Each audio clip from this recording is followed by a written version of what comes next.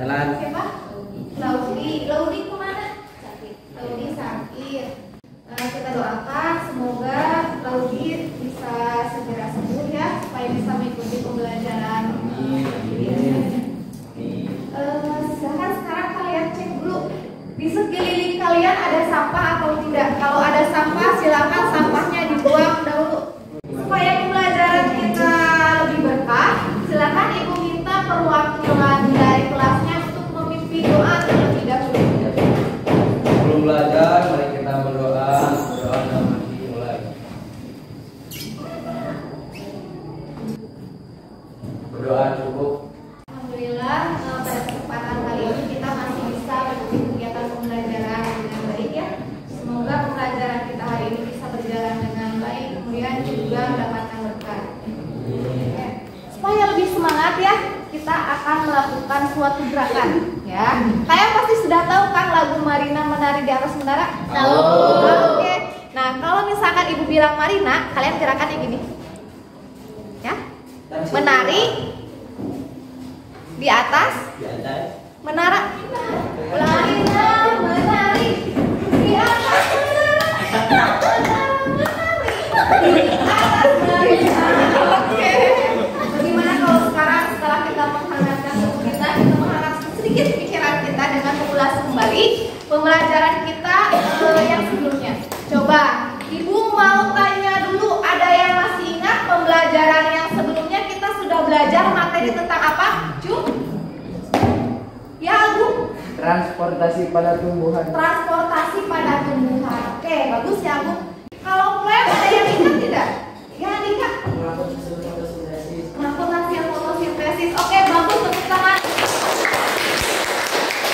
Berarti masih ingat materi yang pelajaran yang sebelumnya. Nah, hari ini kita akan membahas materi yang berhubungan dengan sistem transportasi pada tumbuhan. Kalau tadi pada tumbuhan itu sistem transportasinya ada dua, ada xilem dan floem. Nah, di dalam tubuh kita, di dalam tubuh manusia juga ada yang disebut dengan sistem transportasi. Hanya saja kalau di tumbuhan itu tadi xilem dan floem, kalau di manusia itu sistem transportasinya ada darah dan pembuluh darah, ada jantung ya. Nanti itu kita akan pelajari pada pembelajaran hari ini dan pembelajaran berikutnya.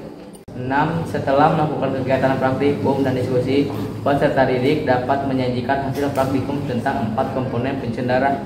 Nah, kenapa sih kita harus belajar materi ini tentang komponen penyusun darah? Karena kalau kita amati di kehidupan kita sehari-hari itu, komponen penyusun darah sangat berperan penting dalam sistem transportasi yang ada di dalam tubuh kita. Jadi penting untuk kita pelajari. Untuk kegiatan pembelajaran hari ini kita mau belajar tentang apa saja sih secara garis besar kegiatannya. Kemudian yang kedua itu ada penilaian pengetahuan. Penilaian pengetahuannya itu ada dua, ada pre-test dan post-test.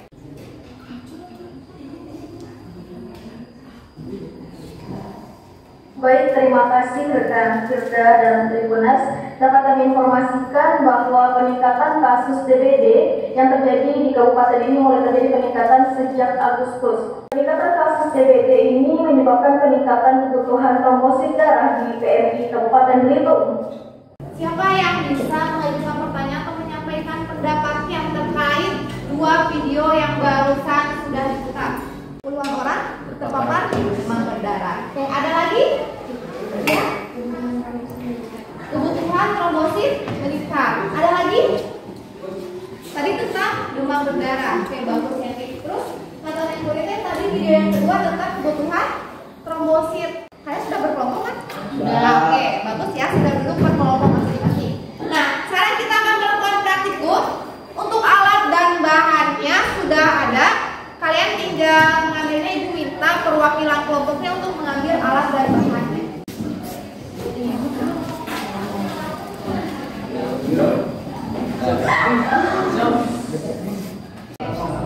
Sudah dapat ya di RKPD-nya sudah dibagikan. Silakan kalian diskusikan dulu tentang masalah yang harus diselesaikan. Baca dulu artikelnya, masalahnya tentang apa, kemudian jawab dulu pertanyaannya.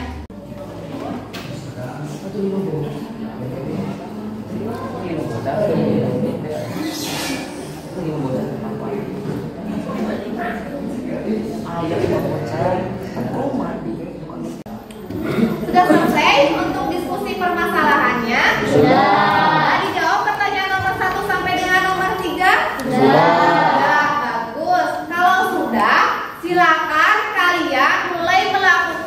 kegiatan praktikumnya. Dibaca dulu petunjuk praktikumnya seperti apa. Kalau sudah paham, bisa langsung dilakukan. Kalau masih ada yang kurang paham, bisa ditanyakan. Sudah dibaca langkah kerjanya? Sudah. Bisa dipahami tidak? Bisa. Oke. Kalau sudah bisa, silakan kalian coba lakukan. Bagaimana caranya untuk mengamati komponen penyusun darah? Cara yang pertama, ini ada apa? Tabung? Ada tabung reaksi, ya. Pertama, yaitu masukkan 5 ml air ke dalam tabung reaksi, kan? Terus kalau sudah dimasukkan 5 ml air, nanti masukkan 5 ml apa?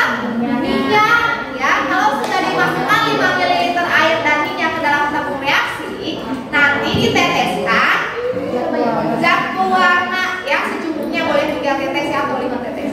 Kalau sudah, nanti tinggal digoyang-goyang. Nanti diamati ada berapa lapisan yang terbentuk. Nah, itu diamati saja. Kemudian kalau sudah diamati, nanti hasilnya diskusikan di hasil pengamatan. Airnya udah belum? Ya udah, berarti masuk terus.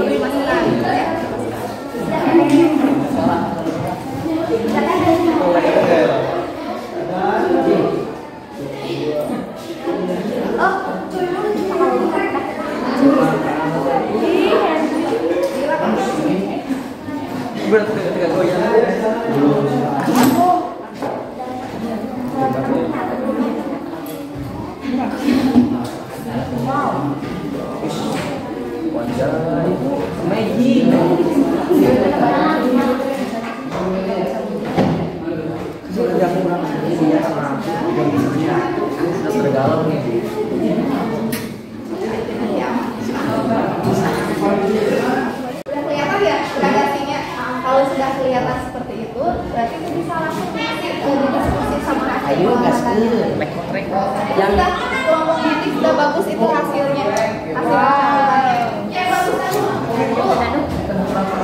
Oke, bagus. Tinggal diskusikan hasilnya.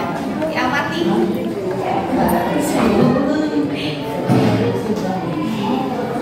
Sambil langsung diisi di AKDB-nya ya, didiskusikan hasilnya.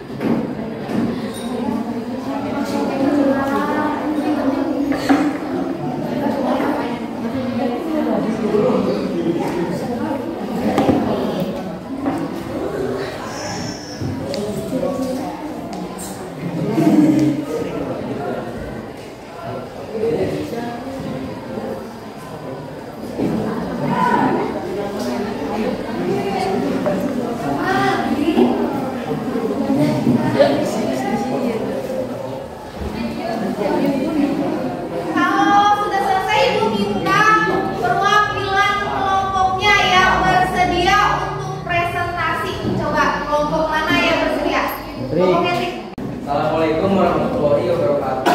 Waalaikumsalam warahmatullahi wabarakatuh. Saya dari kelompok profil nomor 1 akan membacakan hasil.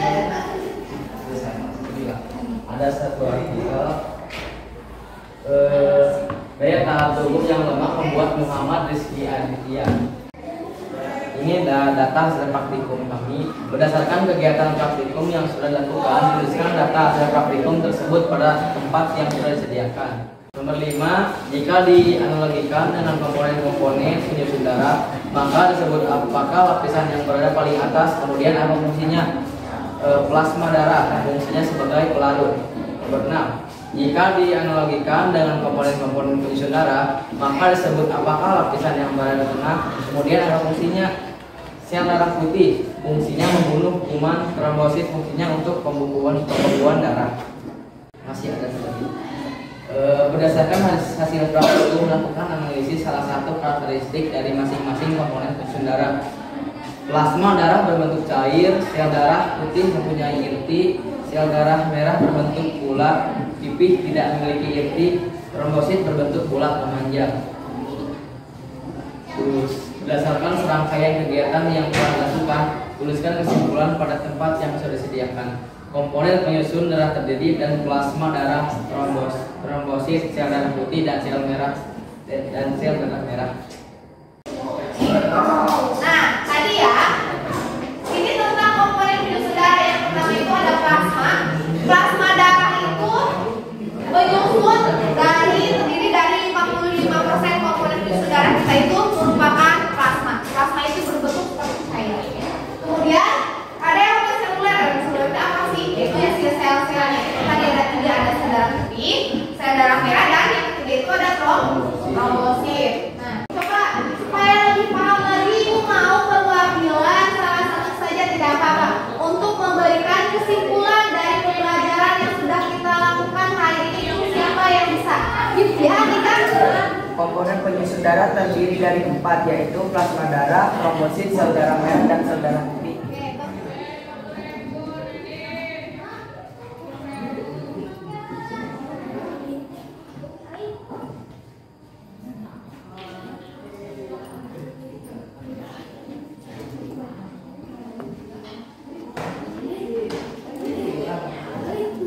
peringkat 1, Maulana Yusuf. Wah.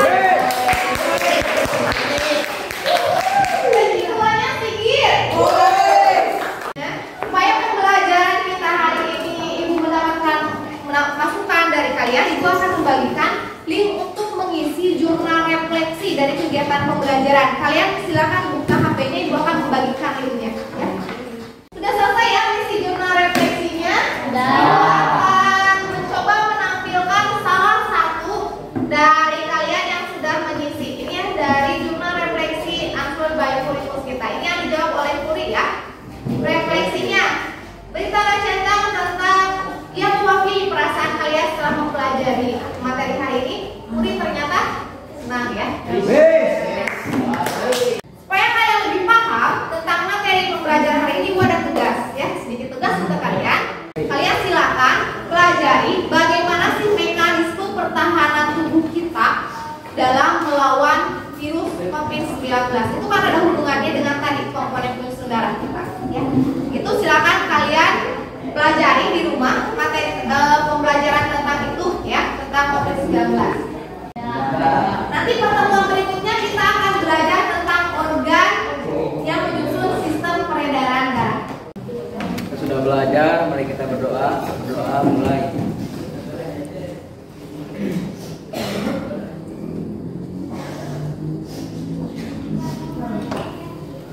Berdoa